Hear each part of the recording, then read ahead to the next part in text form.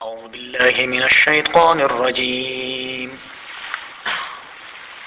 بسم الله الرحمن الرحيم. وسيق الذين كفروا إلى جهنم زمرا حتى إذا جاءوها فتحت أبوابها وقال لهم خزنتها ألم يأتكم رسل منكم يتلون عليكم آيات ربكم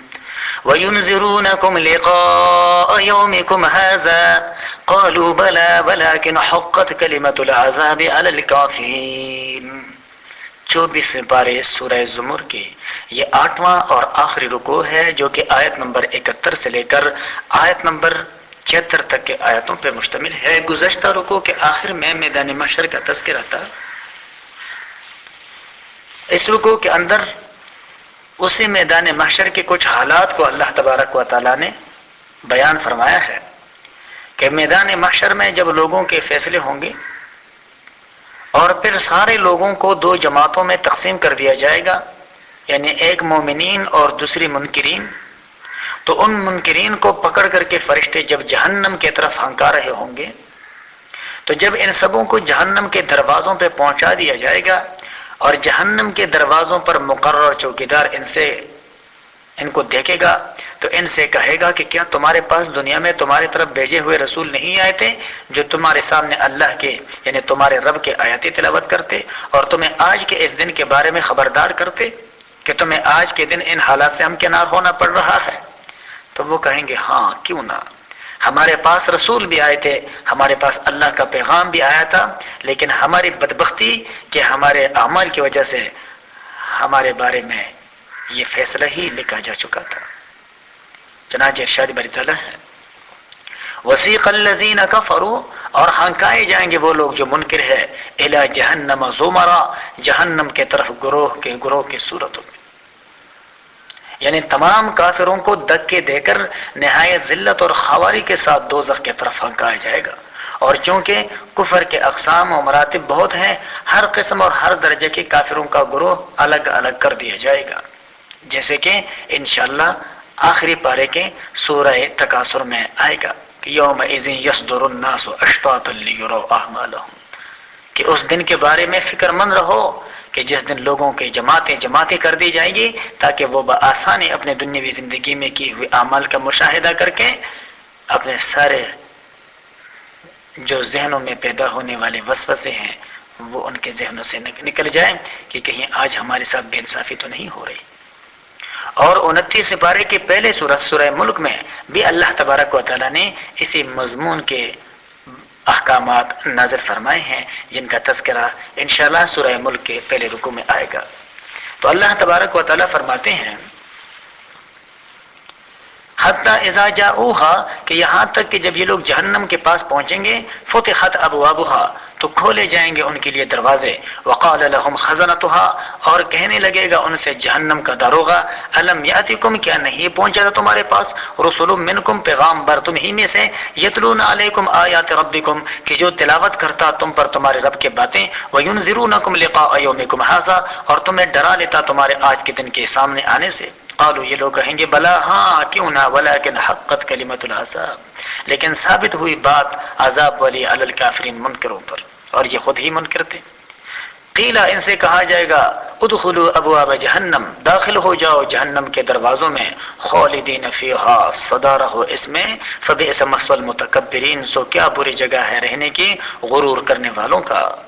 وسیق الذین اتقوا، اور لے جایا جائے گا ان لوگوں کو جنہوں نے تقوی اختیار کی، ربہم، اپنے رب کی، یعنی دنیا کے اندر، الی الجنت، جنت کی طرف ان کو لے جایا جائے گا زمرہ، چھوٹے چھوٹے گروہوں کی صورت میں. حتی، یہاں تک، اذا جاؤہا، جب یہ لوگ جنت کے پاس پہنچیں گے، وفتحت ابوابہا، اور کھولے جائیں گے ان کے لیے جنت کے دروازے، وقال لهم خزنتها، اور ان سے کہے گا ان جنت کا داروغہ سلام علیکم، سلام ہو تم کو، طب تم خوش رہو، فادخلوها خالدین، داخل ہو جاؤ اس جنت میں سدا رہنے کے لیے. جنتی جب جنت میں قدم رکھیں گے تو وقالوا، اور کہیں گے الحمدللہ الذی صدقنا وعدہ، شکر ہے اس اللہ کا جس نے سچا کیا ہم سے اپنا وعدہ، واورثنا الارض، اور ہمیں وارث کیا ایسے زمین کا، نتبوأ من الجنۃ حیث نشاء، کہ ہم گھر اختیار کریں اس جنت میں جہاں چاہیں، فنعم اجر العاملین، سو کیا خوب بدلہ ہے دنیا میں نیک اعمال کے لیے محنت کرنے والوں کا۔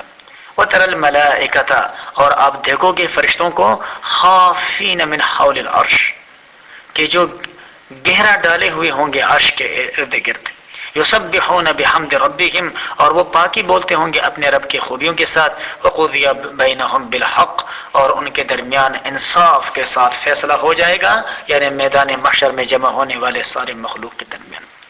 اور جب فیصلہ ہو جائے گا، وکیل، اور پھر کہا جائے گا، یعنی آخری بات جو میدان محشر میں گونج اٹھے گی اللہ کی طرف سے، وہ یہ ہوگی، الحمدللہ رب العالمین، تمام تر تعریف سزاوار ہے اس اللہ کے لیے جو پروردگار عالم ہے۔ اور اسی کے ساتھ میدان محشر کا مجلس اپنے اختتام کو پہنچائے گا۔ اسی کے ساتھ سورہ زمر اپنے اختتام کو پہنچا۔ وآخر دعوانا ان الحمدللہ رب العالمین۔ اعوذ باللہ من الشیطان الرجیم، بسم اللہ الرحمن الرحیم، قل افغیر اللہ تأمرونی اعبد ایہا الجاہلون۔ 24ویں پارے سورہ زمر کے یہ 7واں رکوع ہے۔ یہ رکوع آیت نمبر 64 سے لے کر آیت نمبر 71 تک کے آیتوں پر مشتمل ہے۔ اس رکوع میں اللہ تبارک و تعالی نے ان منکرین کا تذکرہ فرمایا ہے جو اپنے نادانی اور حماقت اور جہالت سے ایک اللہ کو چھوڑ کر دوسروں کے پرستش کرتے تھے، اور پیغمبر خدا سے بھی معاذ اللہ یہ طمع رکھے ہوئے تھے کہ وہ ان کے راستے پہ آ جائیں۔ بعض روایت میں ہے کہ مشرکین نے حضور نبی کریم صلی اللہ علیہ وسلم کو اپنے دیوتاؤں کے پرستش کرنے کی طرف بلایا، دعوت دی۔ اس کے جواب میں اللہ تبارک و تعالیٰ نے یہ آیات نازل فرمائی۔ ارشاد باری تعالیٰ ہے، قل کہہ دیجئے، افغیر اللہ، کیا غیر اللہ کی طرف تأمرونی، تم مجھے حکم دیتے ہو، عابدو، کہ میں ان کی بندگی کروں۔ ایھا الجاہلون، اے نادانو، یعنی اے نادانو، کیا ایک اللہ کو چھوڑ کر تم مجھے غیر اللہ کی بندگی کی طرف دعوت دیتے ہو؟ وَلَقَدْ أُوحِيَ إِلَيْكَ، اور یقیناً ہم نے وحی کی آپ کی طرف، اللہ فرماتا ہے، وَإِلَى الَّذِينَ، اور ان لوگوں کی طرف بھی، من قبلك، جو آپ سے پہلے ہو گزرے ہیں، کہ لَإِنْ أَشْرَكْتَ، اگر تم نے شرک کیا، لَيَحْبَطَنَّ عَمَلُكَ، البتہ اکارت کر دیے جائیں گے، ضائع کر دیے جائیں گے تمہارے اعمال، وَلَتَكُونَنَّ مِنَ الْخَاسِرِينَ، اور تم ہو جاؤ گے بہت زیادہ نقصان اٹھانے والوں میں سے۔ عقلی حیثیت سے دیکھا جائے کہ تمام چیزوں کا پیدا کرنا، باقی رکھنا، اور ان میں ہر قسم کے تصرفات کرتے رہنا صرف ایک اللہ ہی کا کام ہے، تو عبادت کا مستحق بھی بجز اس کے کوئی نہیں ہو سکتا۔ اور نقلی حیثیت سے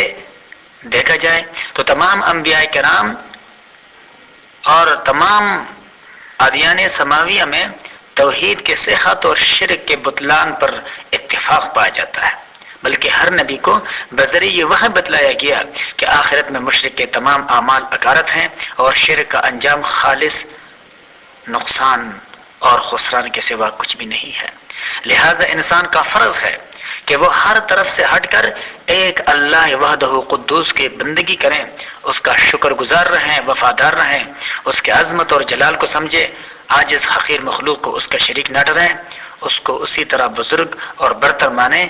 جس طرح اس کے بزرگ اور برتر ماننے کا حق ہے۔ اللہ کا ارشاد ہے، بل اللہ فاعبد، بلکہ اللہ ہی کی بندگی کر، وکن من الشاکرین، اور ہو جائیے آپ شکر کرنے والوں میں سے۔ وما قدر اللہ حق قدرہ، اور نہیں سمجھی انہوں نے اللہ کو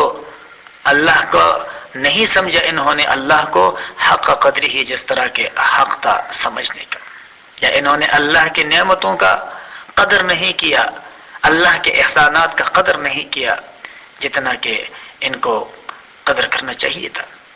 جبکہ وہ ذات ان صفات کا حامل ہے کہ والارض جمیعا قبضته یوم القیامہ، اور زمین ساری کے ساری مٹھی میں ہوگی اس کی قیامت کے دن، والسماوات مطویات، اور آسمان بھی لپیٹے ہوئے، بیمینہ، اس کے دائیں ہاتھ میں، سبحانہ و تعالی، وہ پاک ہے اور بلند تر ہے، اما ان سے یشرکون، جو اس کے شریک قرار دیے جاتے ہیں۔ زمین اور آسمان اللہ کے دائیں مٹھی میں ہوں گے. مفسرین فرماتے ہیں کہ یہ ایک تمثیل ہے جو اللہ نے یہاں بیان کی ہے، جس سے اس طرف اشارہ کرنا اور بندوں کو متوجہ کرنا مقصود ہے کہ جب زمین اور آسمان کے اللہ کے دائیں ہاتھ میں ہیں تو اس کا مطلب یہ ہے کہ زمین اور آسمان کے اندر تصرفات صرف ایک ہی اللہ کے اختیار میں ہے، اور اس اللہ کے اختیار سے زمین اور آسمان کے اندر کوئی کام بھی باہر نہیں ہے.